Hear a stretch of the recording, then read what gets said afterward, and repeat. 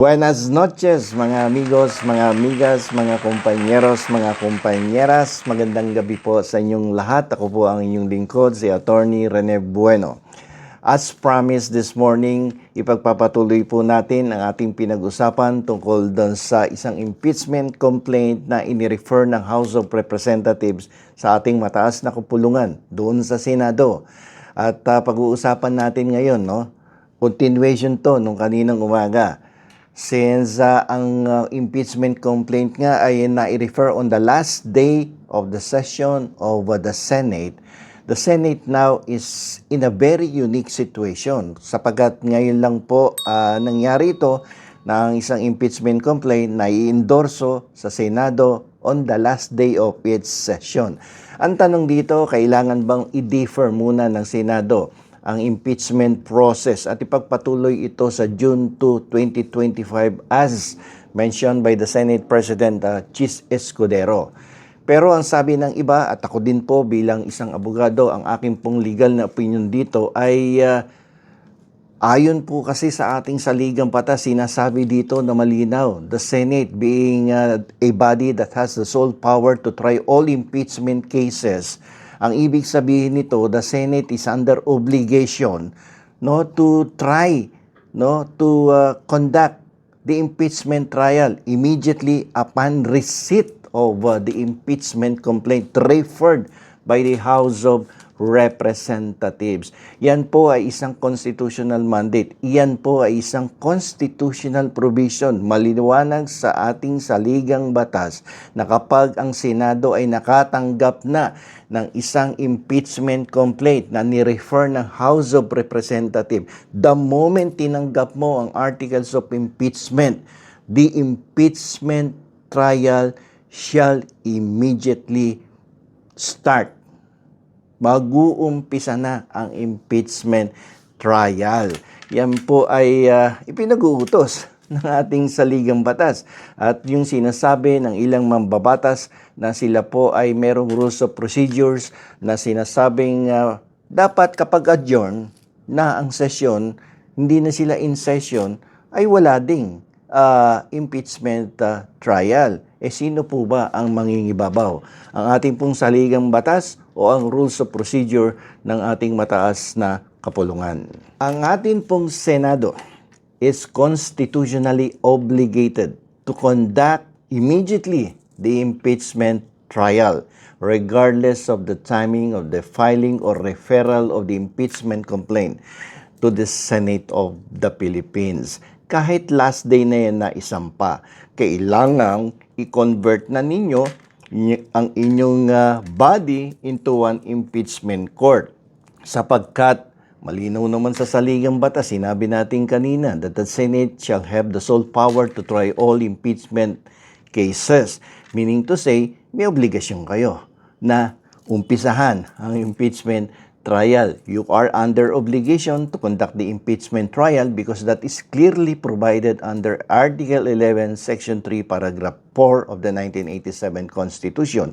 Hindi pwedeng gawing dahilan adjourn na kami. Sapagkat ang in-adjourn niya lamang ay ang inyong functions bilang isang lehislatura. Yung functions ninyo bilang isang impeachment court ay magpapatuloy. Ang legislative department kasi, particularly the Senate, has several functions. Ang functions niya gumawa ng batas, as a legislative body, gagawa yan ng batas. May functions din yan na mag-canvass ng votes, lalong-lalo doon sa presidential elections. At may functions din yan as an impeachment court. Sa kasong ito, nag-adjourn na sila hindi bilang isang impeachment court, kundi bilang isang legislative body. Yun na na-adjourn. Pero yung kanilang functions as an impeachment court ay hindi po nag-adjourn. Kaya nga sinasabi natin ang Senado is a continuing office yan, continuing body yan. Hindi tumitigil yan, Anytime it can resume its session Kapag may mga urgent matters that should be discussed or should be attended by the Senate, like for instance in this case, this is an urgent matter that should be attended immediately by the Senate kasi it involves the impeachment of a public official charged of using, personally, ginamit niya yung pera o pondo ng bayan na nagkakahalaga ng daan-daang milyong piso. Hindi ba urgent yan? Hindi ba seryosong bagay yan? Hindi ba kinakailangan ng immediate attention ang impeachment complaint, lalong-lalo na sa kaso na to, na kung saan daan-daang milyong piso ang pinag-uusapan na nawawala sa kaban ng bayan. So the Senate now should immediately act on the matter of the impeachment complaint referred by the House of Representatives. Hindi mo pwedeng baliwalain yan. Yan ay pinag-uutos ng ating saligang batas. At hindi mo din pwedeng idahilan na meron kayong rules of procedure sa Senado.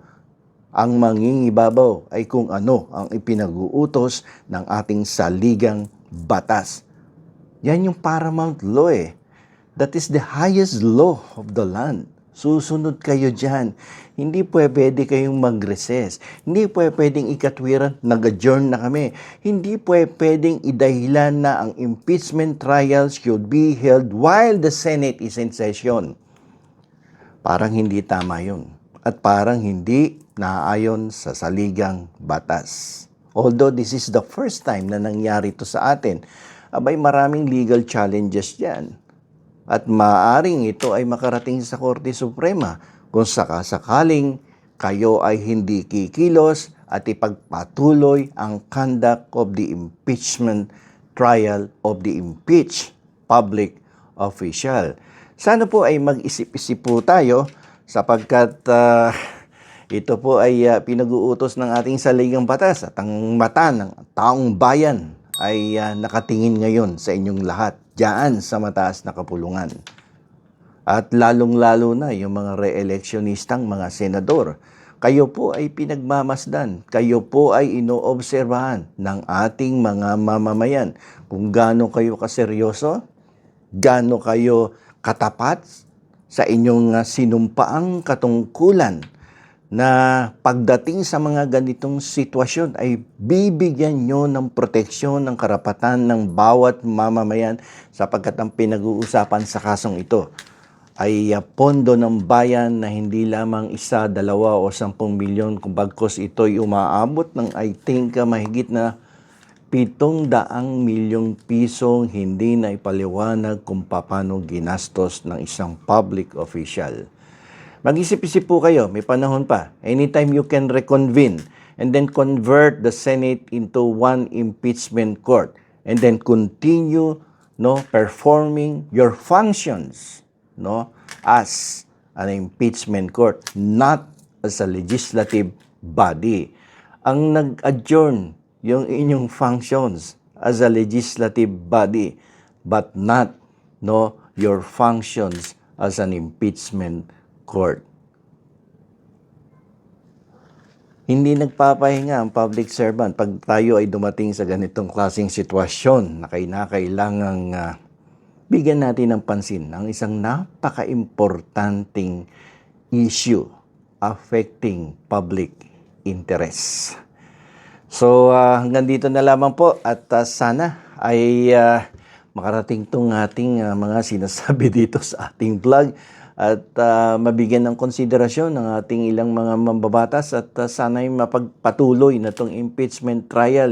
Hindi tayo pwedeng maghintay ng buwan ng Pebrero, Marso, Abril, Mayo hanggang Hunyo, 4 to 5 months. Maraming mangyayari dyan. Hindi kailangang ipagpaliban ang isang napaka-importanting bagay. Kung kayang gawin ngayon, bakit hindi natin gawin?